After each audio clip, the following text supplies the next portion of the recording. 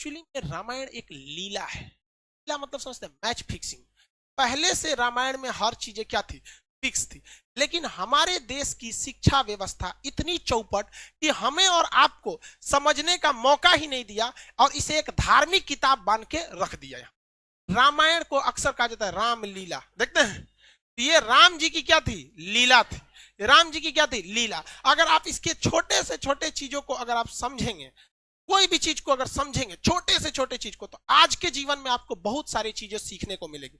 अच्छा ये बताइए, राजा दशरथ जी की पत्नी थी, वो कौन सी पत्नी थी जिन्होंने रथ में उंगली डाल के उनसे वचन मांगा? कौन थी? कैकेयी। उन्होंने क्या कहा था राजा दशरथ जी ने कि हम तुम्हें एक वरदान देंगे। बदले में उन्होंने क्या कहा कि हम उचित समय आने पर आपसे क्या मांगेंगे? वरदान। याद रखिएगा, आज के जीवन में अगर आप किसी से कमिटमेंट करते हैं तो तुरंत पूरा करवा लीजिएगा। ऐसा मत कहिएगा कि उचित समय आने पे हम तुम्हारे लिए करेंगे, वरना आने वाले समय राजा दशरथ जी की मृत्यु का कारण भी बने थे राम जी का वनवास। कौन बर्दाश्त करेगा वहां पे राम जी का? लक्ष्मण जी को तो वनवास नहीं था, वो तो साथ में चले गए थे, भाई के स्नेह में चले गए थे कि नहीं? तो ये आप इसका ध्यान रखें। ये क्या चीज था? ये आने वाले कलयुग के लोगों को दिखाने के लिए एक प्रेरणा की स्रोत थी कि देखिए, आज उन सबको पता था भगवान जी को आने वाले समय में एग्रीमेंट वगैरह बहुत होगा, बिजनेस उजनेस आगे जाएगा, जीएसटी उष्टी, तो कैसे खुल के थोड़े बोलेंगे कि एग्रीमेंट में ऐसे मत करना। वो दिखाया गया था कि इस लीला को समझिए और अपने आने वाले जीवन में 100-200 साल, हजारों साल बाद आप इस जीवन में याद रखिएगा कि अगर आप किसी के प्रति एहसानमंद है तो उसका एहसान तुरंत चुकाइए। उसको अगर फ्यूचर पे टालेंगे तो हो सकता है कि आपको ऐसा जगह आके चोट देगी, फिर आपको भी काम खत्म हो जाएगा। यहाँ पे तो अभी याद रखेंगे, यहाँ पे आप इस रामायण में बहुत सारी चीजों को देखेंगे जो आज के वक्त में आपको अपने जीवन में बहुत काम देंगे। जब लक्ष्मण जी हिरण को ढूंढने गए थे, वो एक क्या किए थे? लक्ष्मण रेखा खींचे थे और सीता जी से क्या कहते कि सीता जी आप इसके बाहर नहीं जाइए। सीता जी कभी नहीं जाती उसके बाहर, कभी नहीं जाती। यदि रावण साधु का भेष नहीं बनाया होता तब। तो ये क्या संदेश देना चाहता है कि हर साधु के भेष में समझा आया हुआ व्यक्ति सन्यासी नहीं होता है। कलयुग के भेष में अगर कोई भी आपका साधु बन के आता है तो हो सकता है कि वो आपके लिए लक्ष्मण रेखा पार कराने के लिए आया है। इसलिए आंख बंद करके भरोसा नहीं कीजिएगा, क्योंकि सीता जी जैसी जब वो भगवान की पत्नी जब धोखा खा सकती हैं तो हम जैसे तुच्छ मानव लोग की औकात कौन सी औकात है हमारी? और आज भी देखिए, आपको तांत्रिक लोग किसी किसी नाम पे आपको ठगेंगे। ये एक लीला है, लेकिन जबकि ये साफ संदेश था राम जी का कि देखिए हमारी खुद की पत्नी भी धोखा खा सकती है, तो आप आदमी किस दे। इसलिए जब कभी भी कोई धार्मिक चीज में अगर आए तो उसे एक बार जांच परख लीजिएगा। हम ये नहीं कहते हैं कि सब गलत है, लेकिन जांच परख जरूर लीजिएगा। जब लंका में जाया जा रहा था, तो लंका में जब जाने के वक्त में भी देखिएगा, जब वानर लोग पुल बना रहे थे, वानर लोग क्या बना रहे थे? पुल बना रहे थे, तो उसमें गिलहरी भी ईंटा लेके ढोती थी सब। अब गिलहरी की औकाते कितना, इतनी ईंटा लेके घूम रहे थे, देखो बंदर उठा के फेंक दिया गिलहरी को, क्योंकि भाग यहाँ से डिस्टर्ब करने आई है यहाँ पे। तो राम जी के पास गिरी थी और उसको तो चोट लग गया। तो राम जी अपने उंगली से ऐसे सहला दिए थे, तो गिलहरी के ना पीठ पर आप देखेंगे ना 3 ठो निशान होता है। गिलहरी के पीठ पर 3 निशान होता है। तो ये कहा गया कि राम जी का ये क्या है? निशान है। और राम जी ने अपने जीवन का सबसे बड़ा उपदेश उस बंदर को बुला के दिए थे, वानरी सेना को, कहते इधर आओ, सबका क्लास लिए थे, चलो सब लोग यहाँ मारा कैसे वहां पे। और उन्होंने, राम जी गुस्सियाने वाले नहीं थे, लक्ष्मण जी इतनी भड़कीले टाइप के थे, नाके काट दिए सुपने खा। आज भी हर लड़की किसी भी लड़के को प्रपोज करने से डरती है, क्योंकि उसको याद है ससुरा हमरा एक बार रामायण के समय लक्ष्मण जी काट दिए थे। लड़का डरता है कि कहीं तमाचा मत मार दे, लड़की डरती है नकिए मत काट दे। खैर ये मजाक वाली बात है, इसको सीरियस नहीं। तो राम जी ने क्या कहा था कि देखो, मायने ये नहीं रखता है कि तुम कितना किए हो, मायने ये रखता है तुम कितना कर सकते हो।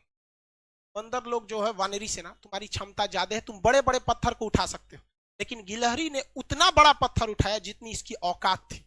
इसलिए अगर कामयाब होना चाहते हो तो ये मत सोचना आज के समय में कि तुमने कितना पढ़ाई किया, बल्कि अपने आप से पूछना कि आज हम कितना पढ़ सकते थे।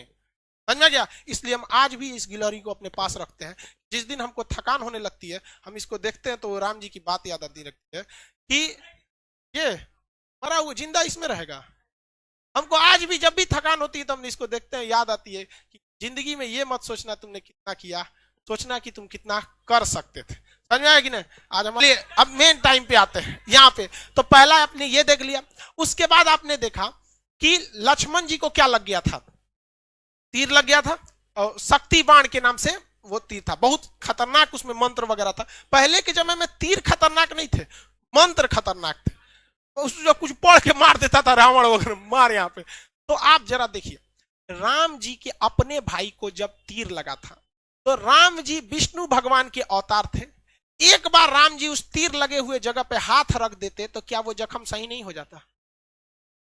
हो जाता कि नहीं? लेकिन राम जी तो भैया ठहरे भगवान, उन्हें पता था कि आने वाले कलयुग में बहुत सारे ऐसे तांत्रिक घूमने लगेंगे जो कहेंगे कि मर्यादा पुरुषोत्तम राम ने जो मंत्र पढ़ा था, मैं उसी मंत्र को पढ़ के आपके AK-47 का गोली लगाया साफ कर देंगे, बिच्छी काटा है साफ कर देंगे, सांप काटा है साफ कर देंगे। इसलिए राम जी अपने भाई को तड़पते हुए छोड़े और कहें हनुमान जी को कि जाइए आप हिमालय से संजीवनी बूटी लाइए, जो हनुमान जी को दिखाता है कि यदि समय रहते अगर आप मेडिकल सुविधा ला सकते हैं। आज के समय में अगर आप देखेंगे, मजाक में सेंस में ना लेंगे तो आज के समय में वो एम्बुलेंस को दर्शाता है, आप इसे मजाक के सेंस में ना लेंगे तो आज के समय में एम्बुलेंस को दर्शाता है और मेडिकल दवाओं को दिखाता है कि अगर आपको कोई तकलीफ है तो आप तुरंत जाइए डॉक्टर के पास, देर मत कीजिए और दवाइयां लाइए। वरना राम जी को क्या, आपको क्या लगता था राम जी के पास शक्ति ना है? अरे भाई साहब, बड़का बड़का लीला करके यहाँ पे वहां जो दिखाता है। लेकिन आज के समय में हम लोग, क्योंकि भारत अंग्रेजों को पता था कि भारतीयों का शास्त्र में ऐसा चीज है कि अगर ये सचुरा पूरा अच्छा से जान जाएगा सब ना, तो हमारे इंग्लैंड को पीछे छोड़ के चल जाएगा। लेकिन उन्होंने इस चीज को दबा दिया, रामायण को केवल किताब रख दिया, ना कि उसे केस स्टडी में बता दिया। जबकि हार्वर्ड, ऑक्सफोर्ड जैसी यूनिवर्सिटी में ये सब चीजों को केस स्टडी पे पढ़ाया जाता है कि देखो राम जी ने क्यों नहीं उस चीज को सही किया, क्योंकि इसका 800 साल 200 साल 1000 साल बाद क्या असर पड़ेगा। उस ससुरे हमरे किताब पढ़ के आगे बढ़ गए सब, हम लोग को थरिया थमा दिया, तू रामायण पे लड़, तुम महाभारत पे लड़, हम हिंदू तुम मुसलमान, तुम सिख तुम ईसाई। लेकिन आज भी हम लोग नहीं समझते इस चीज को, आज भी आप लोग समझिए इस चीज को। और दूसरा देखिए, आप आगे हर चीज को अगर आप देखेंगे, बहुत सारा चीज का रामायण महाभारत उसमें देखेंगे आप, रावण मारा गया क्यों? अपने भाई को क्या किया था? बता दिया था।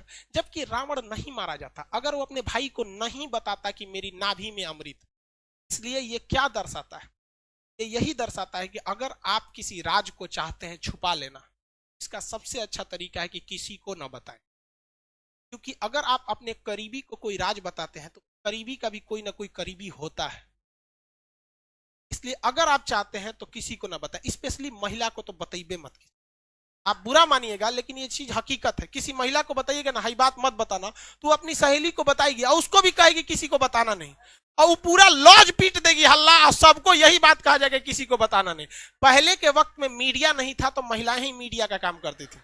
कोई खबर पहुंचाना है, एगो दादी को कह दो, पूरा मीडिया का काम हो। तो इस चीज को आप समझिए, ये केस स्टडी है। राम जी बड़ा बड़ा लंका जलाया गया, ये हुआ, ये सारा चीज। लेकिन जब वनवास काट के जब वो घर आए, तो घर पे आए तो सबको पता है कि सीता जी 83 दिन तक लंका में थी। लेकिन रावण को श्राप भी तो था कि अगर वो सीता जी को गलत नियति से टच भी करता है तो भस्म हो जाएगा, था कि नहीं था? पूरी दुनिया जानती थी कि सीता जी एकदम पवित्र है। लेकिन जब वो अयोध्या पहुंची तो राम जी लोगों ने सवाल उठा दिया कि सीता जी को अग्नि परीक्षा देनी पड़ी। सवाल उठाया गया था कि नहीं उठाया? तो राम जी कभी नहीं चाहते थे कि वो अपनी पत्नी को, जगत जननी मां सीता को, वो अग्नि परीक्षा में बैठाएं। लेकिन समाज में आकर उन्होंने कहा कि 90% लोग को विश्वास है कि सीता जी क्या है, एकदम पवित्र है। इवन कि अशोक वाटिका में रावण रखा था तो उसके अंदर भी बहुत ज्यादा इंसानियत थी। और कहा भी, मतलब एक रावण के, बहुत से लोग रावण की इंसानियत को भी कहते हैं और कहते भी है कि सीता जी को पवित्र लौटाया गया था। तो ये राम जी की मर्यादा, राम जी की बहादुरी तो थी ही, लेकिन इससे कहीं ज्यादा रावण की इंसानियत भी थी। और जो दशहरा के दिन रावण को जलाते हैं तो एक कोटेशन आता है, ये रावण भी बोलता है, मुझे आग लगाने वालों जरा ये बताओ इस भीड़ में राम कौन है। लेकिन हम लोग दशहरे में उस रावण को जलाते हैं। हकीकत देखिएगा तो उससे नीच और आदमी आज हम लोग बन के बैठे। हम लोग से कहीं ज्यादा इंसानियत उस रावण में था उस वक्त में।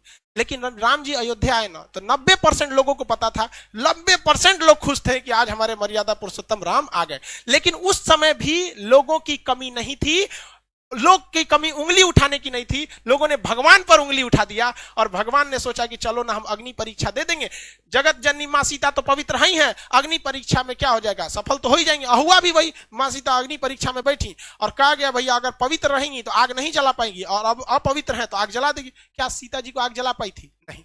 लेकिन हुआ क्या उसके बाद, जब सीता जी आई तो रो दी। मुझे दुनिया से मतलब नहीं था, ये राम जी आपसे मतलब था। राम जी आपने ही जब हम पे कह दिया अग्नि परीक्षा के लिए, तो ये दुनिया मेरे किसी काम के नहीं। वो धरती माँ से जन्मी थी और धरती माँ में समा गई, जो क्या दर्शाता है कि जीवन में आप कितने भी बढ़ जाइएगा, लोग आप पे उंगलियां जरूर उठाएंगे। जब राम जी को नहीं छोड़ा लोगों ने उंगली उठाने में, तो हमारी और आपकी क्या औकात है। और ये यही बताता है कि राम जी अगर उन 10% लोगों को डांट देते ना, चल भाग यहां से, तो माँ सीता को अग्नि परीक्षा नहीं देनी होती। लव और कुश को छोड़कर माँ सीता कभी नहीं जाती, बचपन में बेचारे रोते रह गए। इसलिए अगर 2 कौड़ी के लोगों को अगर खुश करने के चक्कर में रहेंगे तो आपका अपना जीवन बर्बाद हो जाएगा। राम जी का पूरा परिवार बर्बाद कर दिया इन 2 कौड़ी के लोगों ने यहाँ पर। इसलिए